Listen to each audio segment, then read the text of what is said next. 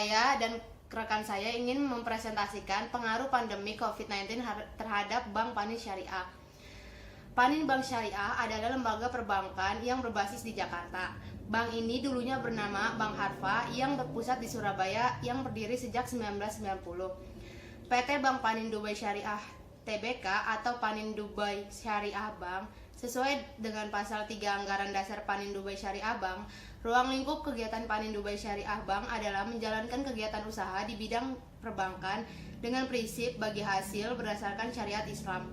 Panin Dubai Syariah Bank mendapat izin usaha dari Bank Indonesia berdasarkan surat keputusan Gubernur Bank Indonesia nomor 11/52/Cap.GBI/DPG tahun 2009 tanggal 6 Oktober 2009 sebagai bank umum berdasarkan prinsip syariah dan mulai beroperasi sebagai bank umum syariah pada tanggal 2 Desember 2009. Selanjutnya visi dari Bank Panin Syariah adalah menjadi bank syariah progresif di Indonesia yang menawarkan produk dan layanan keuangan komprehensif dan inovatif. Yang kedua, misi. Yang pertama, peran aktif perseroan dalam bekerja sama dengan regulator. Secara profesional mewujudkan perseroan sebagai bank syariah yang lebih sehat dengan tata kelola yang baik serta pertumbuhan berkelanjutan. Yang kedua, perspektif nasabah. Mewujudkan perseroan sebagai bank pilihan dalam pengembangan usaha melalui produk-produk dan layanan unggulan yang dapat berkompetisi dengan produk-produk bank syariah maupun konvensional lain. Yang ketiga, perspektif SDM atau staff. Mewujudkan perseroan sebagai bank pilihan bagi para profesional yang memberikan kesempatan pengembangan karir dalam industri perbankan syariah melalui semangat kebersamaan dan kesinambungan lingkungan sosial. Yang keempat, perspektif pemegang saham. Mewujudkan perseroan sebagai bank syariah yang dapat memberikan nilai tambah bagi pemegang saham melalui kinerja profitabilitas yang baik ditandai dengan ROA dan ROI terukur. Yang terakhir, IT support. Mewujudkan perseroan sebagai perseroan yang unggul dalam pelayanan syariah berbasis teknologi informasi yang memberikan pelayanan yang baik dan berkualitas bagi para nasabah. Selanjutnya, dampak dari pandemi COVID terhadap perekonomian Indonesia. Yang pertama, industri yang terkena dampak ada berbagai macam.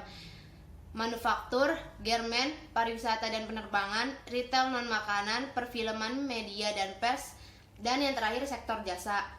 Yang kedua, keuangan digital meningkat. Yang ketiga, meningkatkan daya beli produk lokal. Yang keempat, pengangguran meningkat.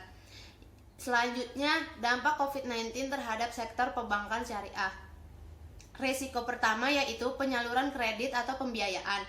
Bank syariah maupun bank konvensional akan mengalami kondisi yang sama. Baik bagi syariah maupun bank konvensional akan sama-sama mengalami perlambatan penyaluran kredit atau pembiayaan. Risiko kedua yaitu penurunan kualitas aset. Baik bank syariah maupun bank konvensional akan sedikit terbantu dengan adanya POJK nomor 11 POJK.03/2020. POJK tersebut akan membantu bank syariah maupun bank konvensional terutama dalam pencadangan penyisihan penghapusan aktiva produktif. Risiko yang ketiga yaitu pengetatan margin bunga bersih. Hal tersebut dikarenakan bank syariah menggunakan sistem bagi hasil seperti yang disampaikan dalam penjelasan di atas. Dengan sistem bagi hasil, maka kondisi neraca bank syariah pada masa krisis akibat pandemi COVID-19 ini akan elastis karena besarnya biaya yang diperuntukkan buat pembayaran bagi hasil juga akan ikut menurun dengan penurunan pendapatan yang diperoleh oleh bank syariah. Hal ini berbeda dengan bank konvensional yang mana di saat pendapatan bunga kredit menurun tidak diikuti dengan penurunan biaya bunga untuk deposan. Inilah yang akan menjadi permasalahan serius. Selanjutnya, upaya Bank Panin Syariah terhadap COVID-19. Yang pertama, melakukan rapid test kepada seluruh karyawan. Yang kedua, ada pemeriksaan suhu tubuh. Dan juga bagi nasabah yang sudah menunggak sebelumnya, nasabah juga bisa meminta fasilitas restrukturisasi. Selanjutnya ada produk Bank Panin Syariah. Yang pertama itu ada tabungan simpel. Tabungan simpel ini dikhususkan untuk siswa atau mahasiswa. dengan persyaratan yang mudah, sederhana, serta fitur yang menarik.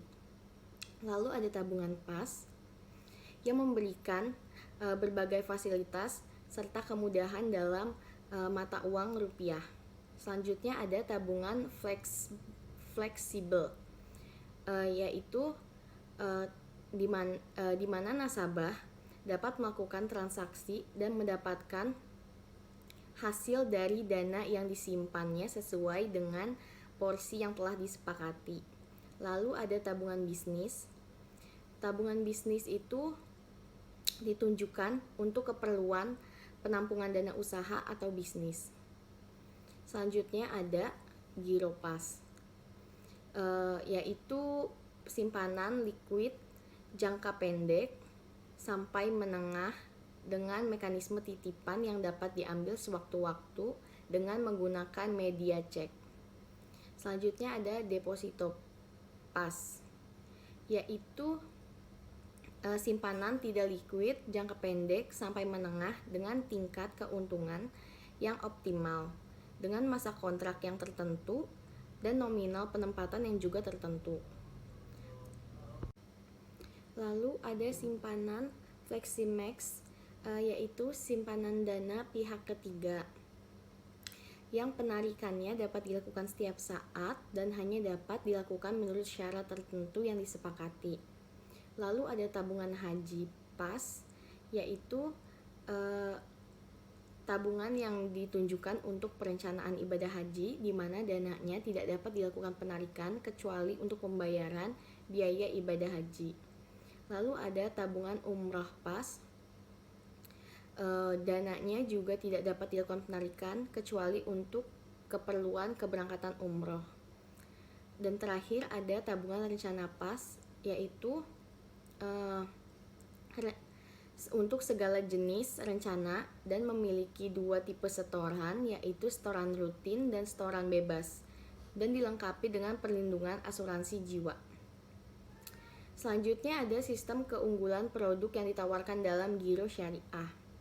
Yang pertama ada investasi sesuai prinsip syariah. Yang kedua online real time di seluruh cabang. Yang ketiga ada laporan rekening secara berkala. Yang keempat dapat menggunakan fasilitas auto save dengan rekening tabungan bisnis. Yang kelima ada fasilitas CMS, yaitu Cash Management System. Oke, selanjutnya saya akan menjelaskan tentang sistem keunggulan yang ditawarkan dalam tabungan. Yang pertama, tabungan pas IB dan tabungan fleksibel IB. Tabungan simple IB yang pertama, dana tabungan tidak akan berkurang selama tabungan aktif. Yang kedua, online real time di seluruh cabang. Yang ketiga, dapat melakukan transaksi ATM di seluruh ATM Palembang maupun ATM bersama. Kemudian tabungan bisnis IB, sistem keunggulan yang ditawarkan dalam tabungannya itu yang pertama, semakin besar dana mengendap maka semakin besar nisbah yang didapat. Yang kedua, memiliki fasilitas auto save yang di-link dengan rekening giro. Yang ketiga, investasi sesuai prinsip syariah. Dan yang terakhir, online real time di seluruh cabang. Kemudian saya akan menjelaskan tentang sistem keunggulan yang ditawarkan dalam deposito. Deposito pas IB merupakan produk simpanan tidak liquid jangka pendek sampai menengah dengan tingkat keuntungan yang optimal dengan masa kontrak yang tertentu dan nominal penetapan yang juga tertentu. Manfaatnya adalah yang pertama dapat untuk rekening perorangan dan perusahaan. Dan yang kedua, terdapat pilihan beberapa jangka waktu investasi. Yang ketiga, fasilitas automatic rollover. Yang keempat, bagi hasil dapat dikredit setiap bulan ke rekening maupun ditambahkan ke pokok atau kapitalisir. Yang terakhir, dapat digunakan sebagai jaminan pembiayaan. Kemudian saya akan menjelaskan tentang laporan keuangan Bank Panin Syariah. Kemudian terdapat saya akan menjelaskan tentang ikhtisar keuangan atau financial highlight yang terdapat pada 3 tahun terakhir. Pada tahun 2017, 2018, dan 2019 terdapat pada neraca total aset dari Bank Panin Syariah itu mengalami kenaikan. Terbukti terdapat pada neraca yang ditampilkan pada tahun 2017 total asetnya mencapai 8.629.275, dan pada tahun 2018 terdapat 8.771.058 rupiah, dan ini termasuk dalam kategori jutaan rupiah. Dan terakhir 2019 terdapat total asetnya 11.135.825 rupiah. Dan yang kedua, dalam neraca Bank Panin Syariah itu pembiayaannya mengalami pasang surut, walaupun pasang surut di 2019 mengalami tidak terlalu penurunan yang sangat pekat. Di situ di tahun 2017 terdapat 6.542.901, dan 2018 mengalami penurunan 6.133.981, dan 2019 mengalami kenaikan yang lumayan cukup tinggi atau banyak senilai 8.335.171 rupiah. Neraca pada investasi pada suku mengalami penurunan dari 3 tahun terakhir, ya.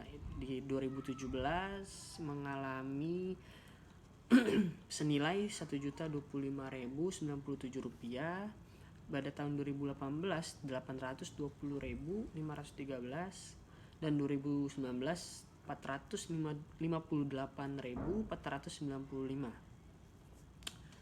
Di neraca dijelaskan dana pihak ketiga dalam 3 tahun terakhir mengalami kenaikan pasang surut juga.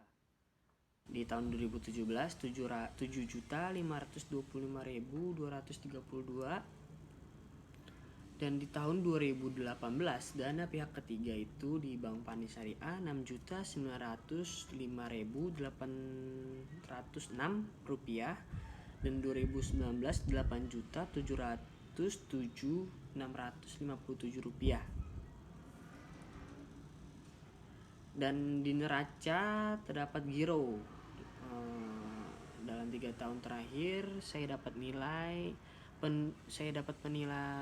dinilai mengalami penurunan, yang pada tahun 2017 terdapat 279.577, dan pada tahun 2018 239.572, dan mengalami keturunan lagi pada tahun 2019 212.118 rupiah. Dan dalam tabungan Bank Panin Syariah juga mengalami pasang surut, yaitu pada tahun 2017 senilai 577.804, dan mengalami kenaikan pada tahun 2018 688.336 rupiah, dan mengalami keturunan pada tahun 2019 senilai 436.125 rupiah. Deposito dalam Bank Panin Syariah dalam 3 tahun terakhir ini mengalami pasang surut juga, pada tahun 2017 senilai 6.667.851 rupiah, dan mengalami keturunan pada tahun 2018 5.977.898, dan mengalami kenaikan pada tahun 2019 8.059.414. Dan jumlah ekuitas dalam Bank Panin Syariah dalam 3 tahun terakhir ini mengalami kenaikan, yaitu pada tahun 2017 senilai 274.196 rupiah, dan 2018 senilai 1.668.466 rupiah, dan pada tahun 2019 mengalami kenaikan yaitu 1.694.564 rupiah. Dan jumlah liabilitas dalam Bank Syariah itu dalam 3 tahun terakhir mengalami pasang surut juga dari 2017 senilai Rp8.355.079 rupiah. Di tahun 2018 mengalami penurunan Rp7.102.592 dan di 2019 mengalami kenaikan senilai Rp9.441.261. Selanjutnya saya akan membahas mengenai laporan keuangan Bank Panin Syariah. Yang pertama yang akan saya highlight ialah mengenai total comprehensive profit perusahaan Bank Panin Syariah, yang mana pada 3 tahun terakhir mengalami kenaikan yang cukup signifikan. Di antaranya pada tahun 2017 mengalami minus sebesar 945.099 dan pada tahun 2018 mengalami kenaikan sebesar 20.490 dan pada tahun 2019 mengalami kenaikan lagi sebesar 26.100. Selanjutnya saya akan membahas mengenai rasio lancar. Rasio lancar ini adalah semakin tinggi rasio lancar maka semakin bagus perusahaan dalam membayar hutangnya. Dan pada tahun 2017 rasio lancar perusahaan Bank Panin Syariah sebesar 34,38% dan pada tahun 2018 mengalami penurunan sebesar 32,83%. Dan selanjutnya rasio lancar perusahaan Bank Panin Syariah pada tahun 2019 ialah 32,99%, yang mana berkesimpulan bahwa kewajiban perusahaan dalam membayar hutangnya semakin lama semakin membaik.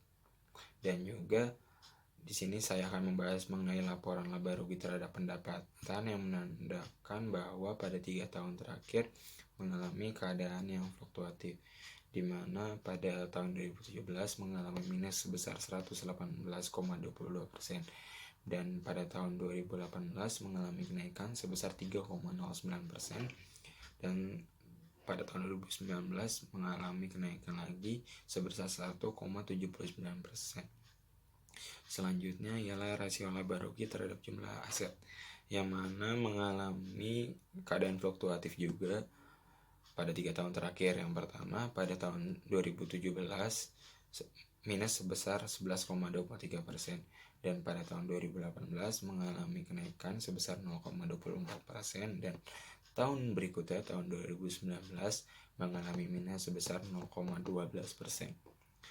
Selanjutnya ialah rasio liabilities terhadap ekuitas yang mengalami penurunan di setiap tahunnya. Yang pertama pada tahun 2017 mengalami penurunan sebesar 3.04712% dan selanjutnya pada tahun 2018 mengalami penurunan sebesar 425,70% dan tahun 2019 mengalami kenaikan sebesar 557,16%. Selanjutnya lagi ialah rasio liabilitas terhadap total aset, yang mana pada tahun 2017 sebesar 96,82% dan pada tahun 2018 mengalami sebesar 80,96% dan pada tahun 2019 ialah 84,78%. Selanjutnya saya akan membahas mengenai laba sebelum pajak. Di sini laba sebelum pajak perusahaan Bank Panin Syariah pada tahun 2017 ialah minus 974.803 dan pada tahun 2018 ialah sebesar 21.412 dan pada tahun 2019 sebesar 23.345. Dan selanjutnya ialah saya akan membahas laba bersih. Laba bersih di sini ialah laba yang setelah dipotong pajak. Di sini laba bersih perusahaan Bank Panin Syariah ialah pada tahun 2017 sebesar minus 968.851 dan pada tahun 2018 sebesar 20.788 dan pada tahun 2019 ialah sebesar 13.237. Selanjutnya saya akan membahas mengenai laporan keuangan atau balance sheet. Di sini total aset perusahaan dalam 3 tahun terakhir mengalami kenaikan pada tahun 2017 sebesar 8.626.275 dan pada tahun 2018 mengalami kenaikan lagi sebesar 8.771.088 dan pada tahun 2019 mengalami kenaikan yang cukup signifikan, yaitu di angka 11.135.825. Dan selanjutnya saya akan membahas mengenai rasio kecukupan modal. Di sini rasio kecukupan modal perusahaan Bank Panin Syariah pada 3 tahun terakhir ialah mengalami keadaan fluktuatif, yang mana pada tahun 2017 sebesar 11,51% dan pada tahun 2018 sebesar 23,15% dan pada tahun 2019 14,46%. Ini menandakan bahwa kecukupan modal Bank Panin Syariah mengalami keadaan pasang surut. Selanjutnya saya akan membahas hitung-hitungan akuntansi KPR Syariah. Yang pertama ada muharabah.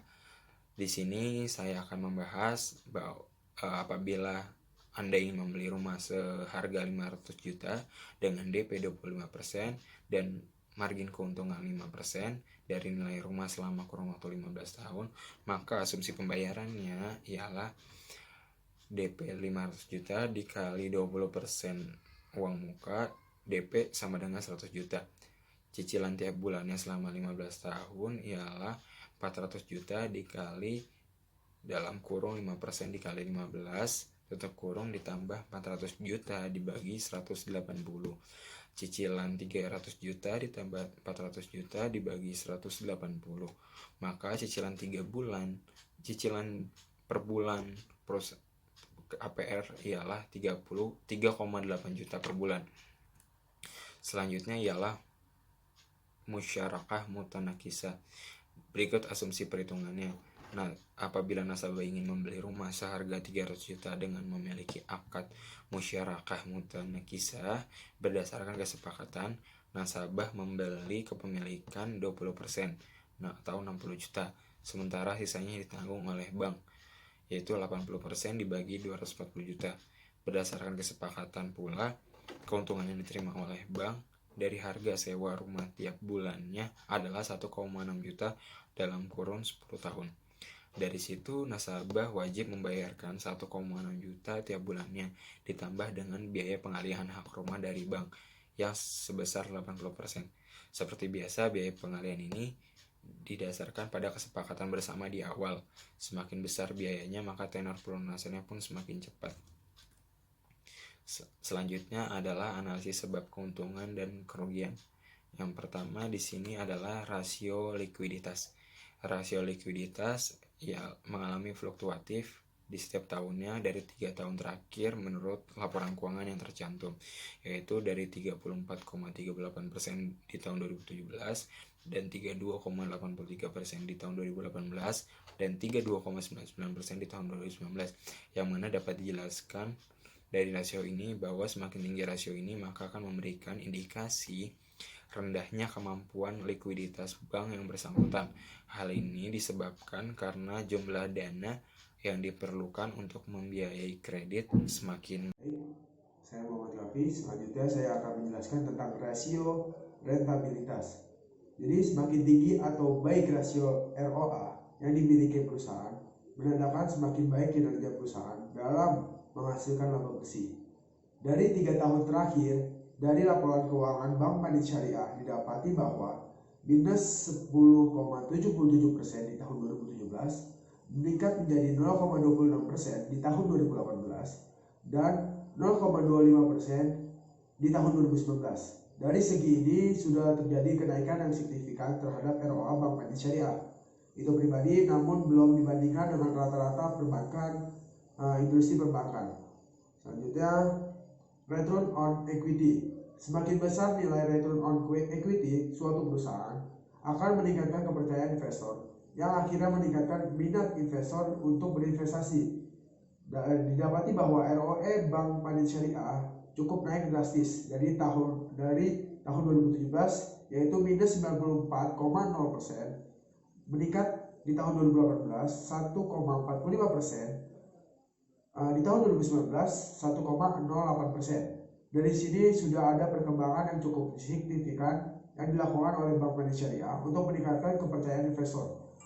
Lalu total laba rugi komprehensif. Total laba rugi komprehensif atau total comprehensive income yang dilaporkan dalam laporan laba rugi komprehensif adalah total semua pos penghasilan dan beban yang diakui selama satu periode atau termasuk komponen laba atau rugi dan pendapatan komprehensif lain. Total laba rugi komprehensif Bank Mandiri Syariah cukup mengalami kenaikan 3 tahun belakangan dari tahun 2017 yaitu minus 945,099. Di tahun 2018 meningkat menjadi 20.490. Di tahun 2019 meningkat menjadi 26.100. Ini menandakan setiap tahunnya Bank Mandiri Syariah mengalami progres yang cukup baik dalam memperoleh keuntungan. Baik, sekian presentasi dari kelompok kami. Kurang lebihnya mohon maaf. Wabillahi taufiq wal hidayah. Wassalamualaikum warahmatullahi wabarakatuh.